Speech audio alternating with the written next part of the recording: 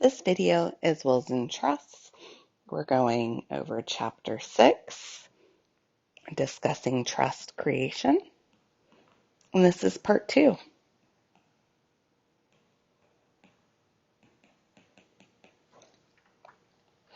In the previous video, we discussed the element of intent.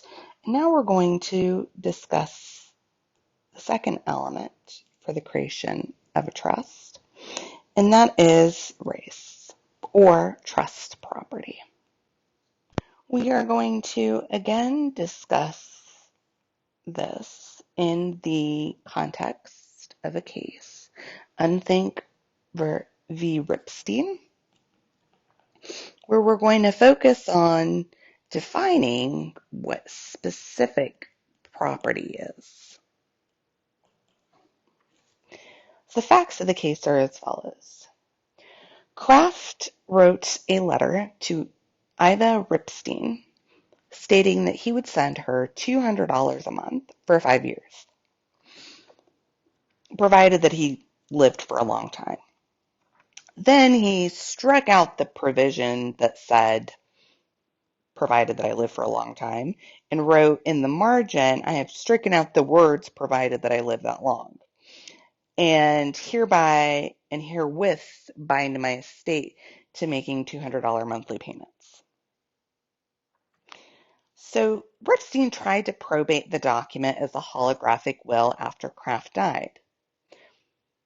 And the court said the testimony intent was not evident. So the will failed. And because it wasn't a will, then we wouldn't have a testamentary trust. The appellate court disagreed. And they said that there was testamentary intent because Kraft wrote the word estate and then scratched out the provisions that evidenced, and that evidence that he put some thought into it. And so the word estate had extra meaning. And so the initial trust creation element of intent was found. However, the court found that it was not a valid trust because there was not specifically identified property. Well, what do we mean by that? Well, Kraft didn't fund the trust with any assets.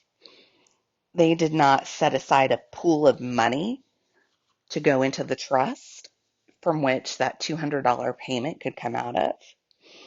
Nor did Kraft declare that all of their property would go into the trust. And so the court found there was no trust because there was no specific property that was transferred over into the trust. We just had these promises to make payments. But there was nothing to make the payments from. Now, I'd like you to go back to this distinction between a declaration of trust and deed of trust. I just want you to remember that in a declaration of trust, we're dealing with an inter vivos trust, and we know that because the settlor intends to retain the property while they're alive. And with the declaration of trust, we remember that the settlor doesn't need to transfer the property because the settlor is the trustee.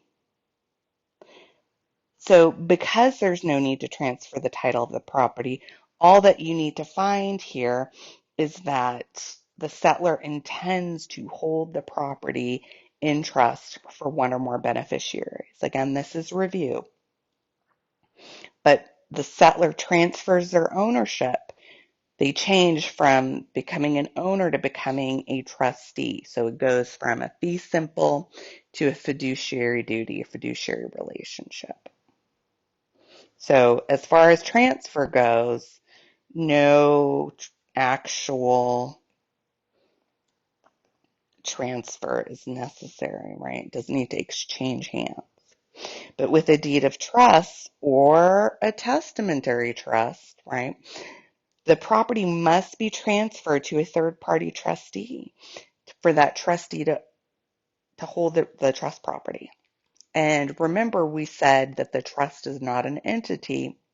So the transfer would look something like, well, let me give you an example. Let's say that my brother wants to transfer his property to a trust. My brother's name is Sam, and he calls the trust Sam's Trust. And he transfers his house to that trust. So the house is transferred to the trust, and I am the trustee of that trust.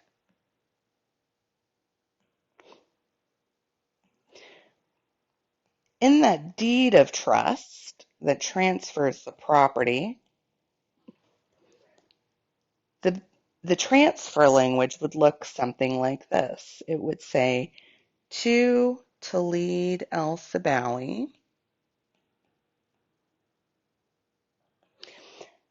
comma, as trustee of Sam's Trust. So note, again, just a reminder here, we're not dealing with a separate entity. So the actual transfer is to the trustee of the trust. This deed of trust is then recorded with the county recorder's office and will have met the requirements for the transfer of property into the trust. Okay? But again, for a declaration of trust, we don't need that actual transfer. Okay. That covers it for the race. Let's move on to another element required for the creation of a trust, and that is the beneficiary. A trust is created only if there is a definite or ascertainable beneficiary.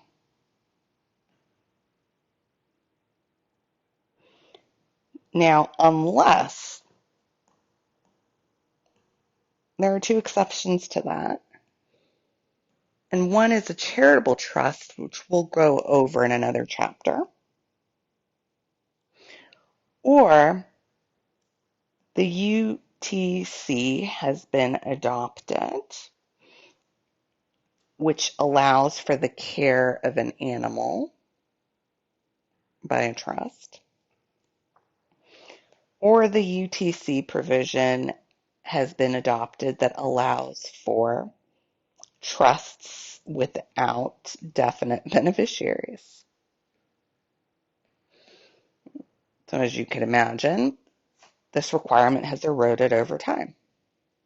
Most states still require definite beneficiaries, but other states have followed the UTC example and have added these two additional exceptions. Almost all states have charitable trusts. And again, we'll talk about charitable trusts later. All right, let's delve a little bit deeper into what exactly a definite beneficiary is. And we'll do that with the case Clark v. Campbell. Clark v. Campbell is a case that explores the requirement of a definite beneficiary. And the facts are as follows. The testator bequeathed all of their collectibles to their trustee to give the trustee's friends as they, my trustee, shall select.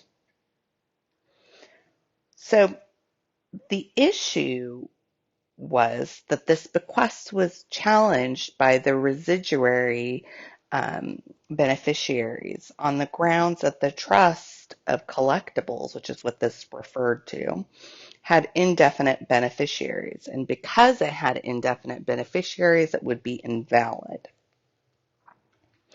So the question is, if a gift to a friend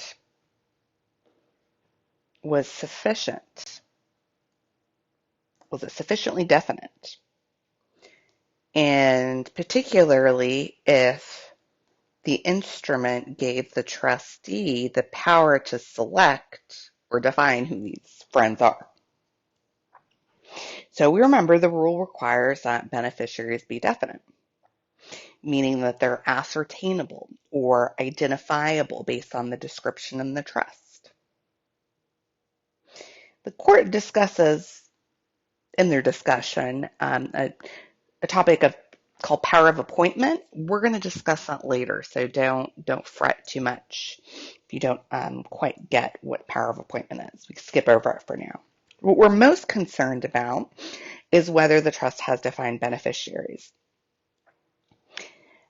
So the court points out that the word friends has no accepted statutory or meaning in the case law, and that because it didn't have an accepted meaning, it wasn't sufficiently definite. The court pointed out that it would be different if the testator had used the words kin or family, because those are legal terms that are defined. So because there's no legal definition of friends, the court held that the attempted trust for the friends failed. Now you might wonder why there's this big to-do about having defined beneficiaries.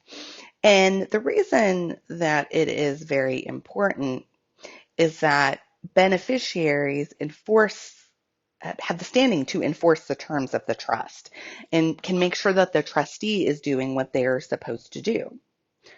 Well, you might be wondering why there's an exception for charitable trusts. And that's because charitable trusts are enforced by state attorney general's offices. So enforcement isn't a concern. Now, let's talk a little bit about the UTC Rule 402C, the 2000 version. You can find it on page 422 of your textbook. So what this rule does is that it allows for something called an indefinite class. Specifically, it says that a power in a trustee to select a beneficiary from an indefinite class is valid. So, had the jurisdiction that heard Clark v. Campbell had adopted this UTC rule for indefinite classes, then the word friends would have been sufficient, particularly because the trustee was given the power to decide which beneficiaries from that indefinite class would be included. Now, there's an additional requirement under the UTC, and that's that power be exercised within a reasonable time.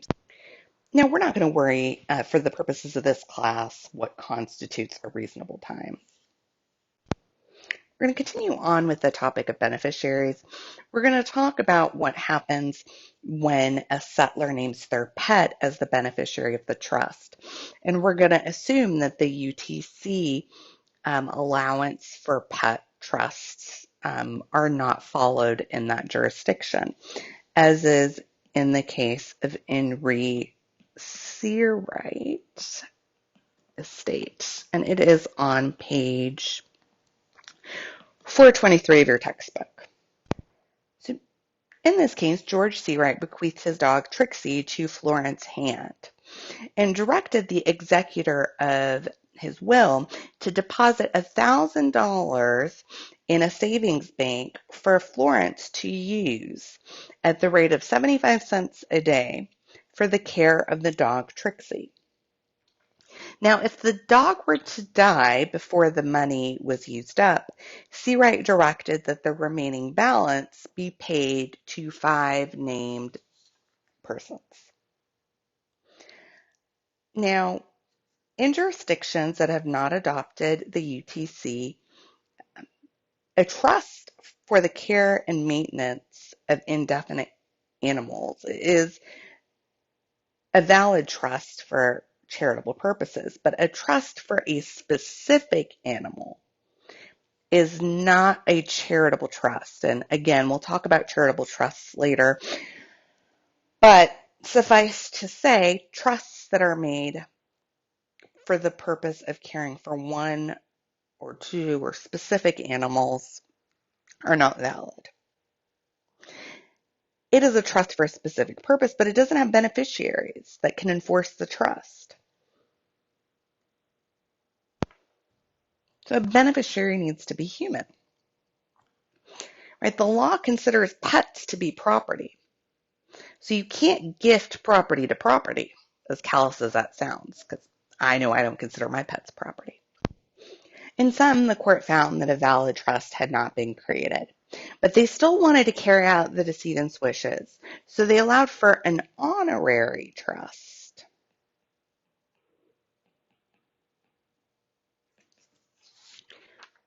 To be used to care for Trixie. An honorary trust is a trust where the transferee, who would have been the trustee, is not obligated to carry out the settler's wishes. They can decline to do so. And if they decline to do so, then that property that would have gone to take care of Trixie, for example, would go to the settler's successors. And so that's what's used in Seawright Estate. And I need to correct myself because I said that the jurisdiction in Seawright's estate did not um, follow or enact the UTC. It's actually the UTC, I think it's the 2000 version that has created what is called a statutory purpose trust. And this case was in the 1950s, so this wasn't even in existence for them to adopt. But it wasn't until that Uniform Trust Code that the statutory purpose trust became an all popular. And it was a statutory trust for pet animals or other non-charitable purposes. There are some requirements. The amount of money that is set in them can't be, $3 million to take care of a dog, for example. It authorizes the court to reduce any excess funds like that. But these statutory purpose trusts do allow for the provision of pet animals. Let's move on to oral trusts. So when can trusts be oral? A trust does not need to be in writing as long as the terms can be established by clear and convincing evidence. And we're not dealing with real property or a testamentary trust. And you can find the UTC provision on page 429. But in some, it allows for there to be oral trusts, so long as the terms can be proven by clear and convincing evidence. Well, you might be wondering, what is sufficient evidence to find clear and convincing evidence? Let's take a look at Henry Estate of Fournier. It's on page 429 of your textbook. The facts are as followed, and this was established through testimony. It was around 1998 to 1999, George Fournier, who was a reclusive bachelor who often kept hundreds of thousands of dollars hidden throughout his home, he asked his friends, the Midorys, to hold some money for him. They agreed, and so Fournier gave them 2 boxes. Each contained $200,000 in cash. And he told the Midorys to hold the money in secret and don't tell anyone. At his death, they were then to deliver these boxes of money to his sister, Faustina Fogarty. And he told the Midorys, look, this needs to go to Faustina because she needs it more than my sister Juanita. Now, oddly, after asking the Midorys for secrecy, According to Juanita and her daughter, Fournier also told them that the Midori's was holding the money for him, or at least, again, that's what Juanita Flanagan and her daughter said. Well, Fournier died with a will in 2005, and in his will, he named his sister, Fogarty, as the personal representative. Now, the will made a variety of cash and specific bequests, but it made no mention of the cash that was left with the Midori's. So after his death, the Midori's came to Fogarty and gave her the $400,000 in the cash boxes.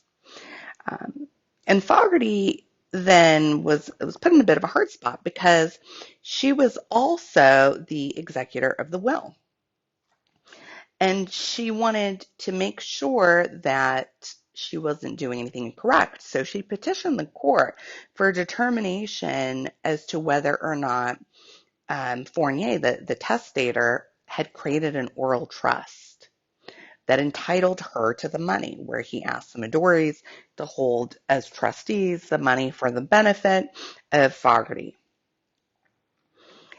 If not, then the money would be added to the other asset in Fournier's estate, and as one of 3 residuary beneficiaries, she would wind up only with a third of it. So the trial court found that Fournier intended for the Midori's to give the cash to Fogarty in her capacity as the executor of the will. And their reasoning was that Fournier mentioned it to Flanagan and Flanagan's daughter, right?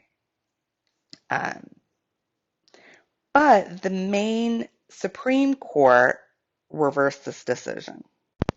The state of Maine has adopted the UTC, and it allows for oral wills so long as the terms in the will can be established by clear and convincing evidence, and so long as it's not a testamentary trust or a trust involving real estate. So the trust at issue here is neither a testamentary trust nor is it a trust involving real estate. It is an oral inter vivos trust. So then the question is there clear and convincing evidence of the terms of the trust? So the court found that there was an error in the trial court's finding because they felt that there was overwhelming evidence that was presented by the Midori's that Fournier intended Fogarty to take the money in her individual capacity, not as the executor of the will. Before we end this video, I'd like to talk about one more set of requirements as they relate to a specific type of trust called a secret testamentary trust. The rules are a little bit confusing, so let's explore them in the context of a case. And that case is Olaf v. Wells. In this case, Ellen Donovan devised her residuary estate to the Reverend Wells. And specifically, her will stated to distribute the same in such manner as in his discretion shall appear best calculated to carry out wishes which I have expressed to him or may express to him. You can find it on page 433 of your text. This is an example of a semi-secret trust because the intent to create the trust appears on the face of the will, but the terms of the trust are not stated in the will. So Donovan's heirs claimed that there was a semi-secret trust here and that the trust was invalid because it violates the Wills Act and the material terms are not in writing. The court agrees. Semi-secret trusts are unenforceable. But semi-secret trusts are different than secret trusts. So let's take a moment to talk about the difference. What does a secret trust look like? Well, a secret trust looks like a regular absolute demise on its face. It looks like a gift, an unconditional gift. So if we were dealing with a secret trust instead of a semi-secret trust here, Donovan would have written in her will something to the effect of, my residuary estate goes to Reverend Wells, period. But let's say that Reverend Wells agreed secretly that he would hold the property in trust for the beneficiaries. Now, if this were the case, extrinsic evidence would be needed to prove that a secret trust existed. And so when there are allegations that there is a secret trust, then the court allows for the admission of extrinsic evidence. For a semi-secret trust, there is no extrinsic evidence that's permitted.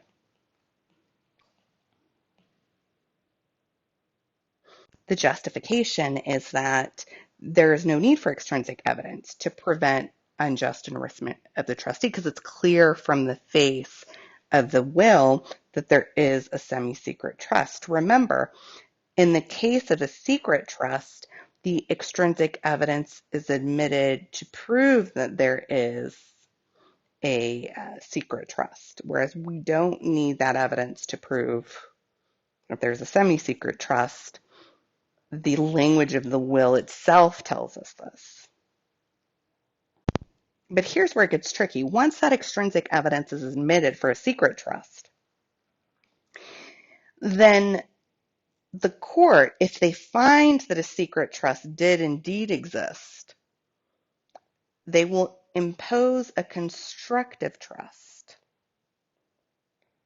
So the elements still will not have been met for a testamentary trust, but the courts will provide a remedy through the use of a constructive trust so that the wishes of the decedent are still enforced. That's not the case with the semi-secret trusts. The semi-secret trusts are just invalid. If you feel that this distinction brings about results that are not fair, you are not alone, and some states have enacted reforms to at least make the outcome similar in both cases. However, this distinction is still tested, so I think it's important that you understand the differences between the two. And with that, we conclude the material on trust creation.